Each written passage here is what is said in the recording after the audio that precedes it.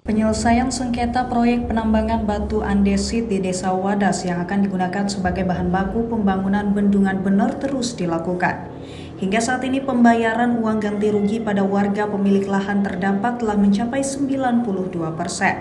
Atas upaya penyelesaian tersebut, Wakil Ketua Komisi 3 DPR RI Desmond Junaidi Mahesa merespon positif dan menyatakan bahwa proses pengambilan batu andesit dan pembangunan bendungan bener sudah terencana dengan baik. Hal tersebut ditegaskannya usai menggelar pertemuan bersama Gubernur Jateng dan Kapolda Jateng di Mapolda Jateng di Kota Semarang pada Jumat 11 November. Ternyata dari catatan-catatan rekomendasi itu semuanya hampir dipenuhi. Nah, dari catatan itu, ya, kemarin kita di lapangan banyak menemukan hal-hal yang positif dalam rangka proses penyelesaian.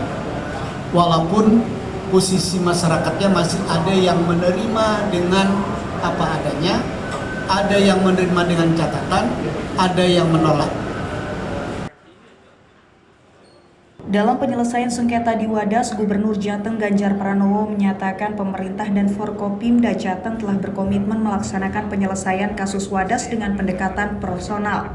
Sementara itu, Kapolda Jawa Tengah Irjen Ahmad Lutfi menegaskan jajarannya siap melakukan pendampingan dan pengawasan terhadap proyek bendungan bener serta pengambilan batu andesit di Wadas. Ya, diingatkan juga oleh Komisi 3 tadi penting sekali terkait dengan Undang-Undang Minerba. Kalau BPWS itu pada akhirnya menjadi pelaksana dan Kementerian PUPR itu menjadi leading sektor yang memiliki pada akhirnya setelah membeli, maka jangan sampai dijual belikan dengan cara yang keliru, kira-kira begitu ya. Dan yang kedua, perlu menghitung bahwa kebutuhan kueri yang ada di Wadas itu hanya untuk bendungan, tidak untuk yang lain. Di Direktorat Kriminal Khusus, kemudian para Babin Kamtipmas, pendampingan itu dilakukan untuk tidak terjadi adanya suatu pelanggaran, itu cukup diingatkan, tidak perlu dilakukan suatu tindakan pidana, karena itu adalah dalam rangka menarik investor maupun yang lain, termasuk pelaksanaan kegiatan pembangunan. Okay.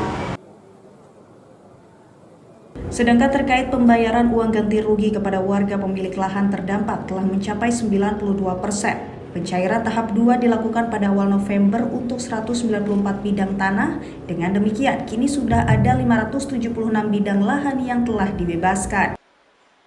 Dari Semarang, Jawa Tengah, Suryo Wicaksono, Kantor Berita Antara, mewartakan.